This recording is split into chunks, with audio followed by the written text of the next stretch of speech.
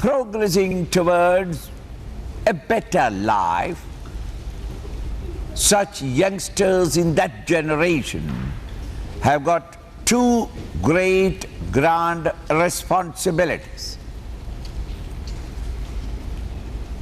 One is, in the past, our ancestors, maybe in their short-sightedness, or in their ignorance, or in their incapacity to see what would be the consequence after many years, might have undertaken certain political and social policies which have today become a great mistake.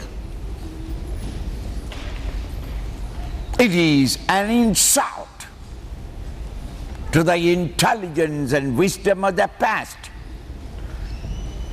To redeem our ancestors from that calumny, the youngsters will have to change that wrong policy and bring about social revolutions so that the present generation walk out of those inhibitions of the past, those bondages and shackles put on their development in the past. So one aspect or responsibility of ours is to wipe clean the dirty face of the past, which is not deliberate, but unconsciously brought about. They at that time, with the available data, honestly thought that they are doing something good, but in the long run it has proved to be shackles upon the development of the society, and we will have to cut them asunder and release the community from those inhibitions of the past. A typical example for India, as far as India is concerned, is Harijan. It is not a deliberate act. It has started because of a power politics, and they all thought there is nothing wrong at that time when it started. It slowly snowballed into condemning a part of our own community, children born in our own culture, to be suppressed shamelessly, and therefore we have to wipe it clean. From the day we got the independence, the program was going on till today to redeem them and lift them up. The whole country has made a lot of sacrifice as an atonement for the mistake our past ancestors did. Not only that we must wipe clean the past and make our past history shine out, but also we must strive in the present to create a glorious future. Both these are responsibilities of the youth. It is not accomplished by the old, dilapidated age. They may have wisdom and experiences, but they have not got that vision for the future. They must be knowing everything of the past, and therefore in that wisdom they can mold the present, but they have not got the ability to visualize a future. I am pausing for you to think. So, therefore, while respecting the elderly for their wisdom, as far as the future is concerned,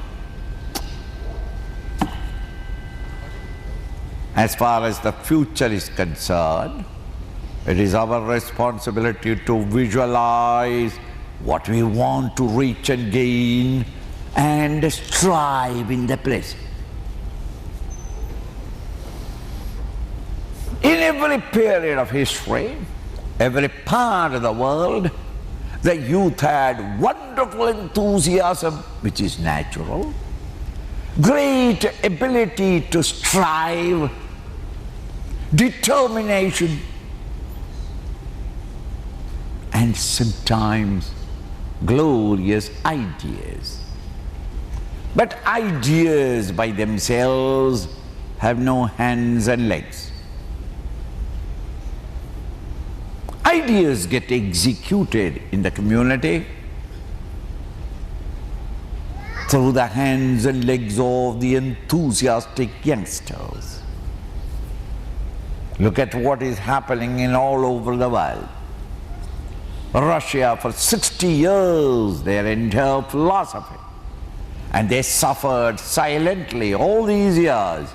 See what a change is taking place all of a sudden within the last 2 years. Look at the Eastern Europe. Look at the struggle that the students have put up in China, all over the world. It is the youth who is responsible for all new visions of the future and explode themselves to make ready sacrifices and to bring about those ideas into executed way of life. So the youth has got the two responsibilities. Wipe clean the dirty face of the past, which is our responsibility or duty towards our ancestors, the elders, the earlier ones, who might have made a mistake. Forgive them, but correct it. Because the world is for you to live, not for the old and the dilapidated. They want the world only for a comfortable death, but you want your world to live. It is your world that is being built up. And the future, you must be able to calmly and calm, serene mind, conceive what you want to achieve. For this, your mental quietude is necessary. Your education is very important. You must know all that the past has discovered so far. In the light of that knowledge, which is called wisdom, we study what is happening all around you. Be alert, vigilant. Be a guardian angel around the parliaments, the laws that are being passed, the vulgar exhibition of selfishness and selfish desires in our present leaders. Watch them and study that we should not make these mistakes. Police everything that is happening in the country in original thinking. Don't depend upon the editorials in newspapers. You may study them just to learn the art of how they twist and turn and distort the vision of the people. Collect the data, come to your own decision, and in the light of the past, when you know the present situation, you must have the original idea of how to remold and recast the present in order to reach a covetable, brilliant future. Maybe after another 100 years, your grandchildren may discover that you made a mistake. It is their responsibility then to correct what mistakes we might have done. We can act only in the present. The result of that action comes in the future. We, with the best of intentions, most sincerely try to do it, which may probably bring about another ugliness in the future, and that is for our grandchildren to correct it, just as we correct our past. So your eyes must be, not that you don't study the past, not that you don't observe the present and realize the situation in which we are, but don't sit back desperate Swamiji, this country has no future. It's all dirty fellows. Everybody is corrupt. It is true. The disease is very serious. But a true doctor never despairs. Even the patient is in the lowest rhythm of our seriousness of the disease. Think. A country where the youth has no strength and capacity and the ability to face the challenge, that country is lost. Don't depend upon the old people like us. We can do nothing. We have done our job. Now we are passing on the torch for you to march ahead. The chicks are the people on whom we have got the greatest hope, because we are preparing their minds. In all achievement, the achievement is brought about by the mind and not the body. If the mind is calm and serene, it is full of courage to face the challenges, any individual can guide the entire generation and give the direction necessary. What we are trying to create is a team of Gorbachevs, so that each one has got a new vision and he has got the stamina to wheel around and change the entire flow of history and happenings. He will be certainly considered as one of the greatest politicians the world has seen in the long past. He has changed the whole thing in such a short time. We are creating such people. We need it.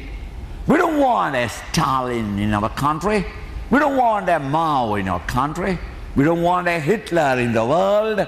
But what we are creating is intelligent people who has got the vision, and holding on to the vision, he acts on in the world outside with the measured steps, carrying along with him all others, and slowly create such an irresistible stream in the new direction that even those who are standing hesitant are carried away in the flood. It needs diplomacy. It needs consistent faith of yourself in yourself. The ideal that you are keeping in front of you must be inspiring not only to yourself but to everybody else. And when that new generation learn to draw inspiration from the ideal that you are pointing out, the entire stream has changed its course from this unhealthy, mutually quarreling attitude of utter corruption and total selfishness. The country emerges out of this cloud into a brilliant march towards the future. Look ahead. Don't look backward, nor look around and despair. Don't look backward and say that the country has no history. No country has a history which is inspiring. Every history has got its own drawbacks. You mean to say American history is inspiring American? Thinking American cannot draw any inspiration from the history, the way they have misbehaved with the Negroes, the slaves that they made, and even today that ulcer is still there.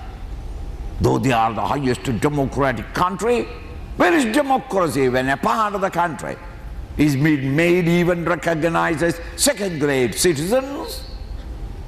Still illiterate, undeveloped, suffering, poor, breeding only is the only occupation. It is a sword, a smudge upon the face of the fair name of America. Is not there thus weaknesses in England? Is not there weaknesses in Islamic countries? The Shia Sunni quarrels endless. The entire agony that the world has gone through because of the Middle East, Iran, was it not a quarrel between the Shias and the Sunnis? Think, where is it not there? Look at the sorrows that the South America is going through. How many years? 30 years. And those illiterate people, uneducated people, the Negroes are still fighting. They, the vast majority of the country, tyrannically ruled over by a minority, a white, richest part of the world today. But everything is loaded out of them. And this majority are supposed to live in limited colonies where they have permitted them to live. Think, in hovels, worse than our, what is that called? Cherries, slums. This is a tragedy that is going on right now in your modern world.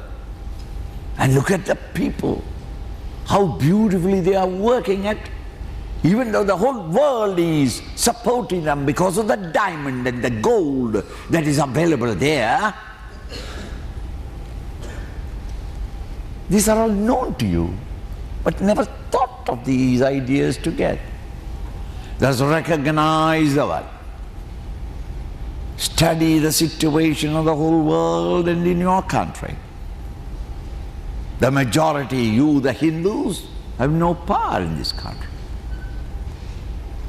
Is it not in that way we are as bad as South Africa?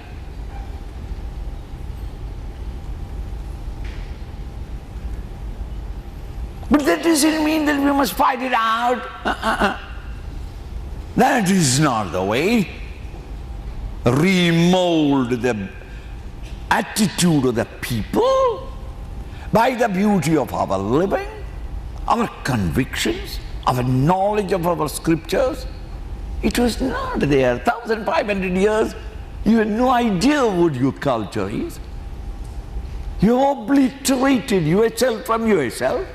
You become an orphan with neither a father nor a mother, a nation with no cultural value in themselves, no pride in yourself feeling. Think, this is what we are creating in the hearts of the understanding of our culture, in the hearts of a growing generation, the chicks. Also, chick is not that what is it? The national youth movement. It is not a youth movement. It is creating the great leaders of tomorrow who have got not only the mental sagacity to be a leader, but also a real vision in themselves. What and how you are going to accomplish, that is your freedom. Why should I interfere with you? My job is done. I can communicate to you the vision of the future. But how, in those available circumstances, what would be the diplomatic methods by which you are reaching it? That is not for me to give. That is for your originality. To give you and supply my youth in my country a great vision and supply them enough material that their own faith in themselves is not shaken, whatever be the circumstances that come around. Such heroes we have to create, and that is what we are doing. Without the mother, there would have been no Shivaji. Think. That youngster has been inspired by the mother's words. Ramdas and his instructions. Behind every great hero, there is an inspiring soul, without which they would not have been able to. We are trying to inspire you by letting you have a peep into our scriptural literature, the ideals that your forefather lived, died functioning in, had the courage of not to live in compromise, that heroism that they have shown to make the world recognize a great, grand Aryan culture, the Hindu culture.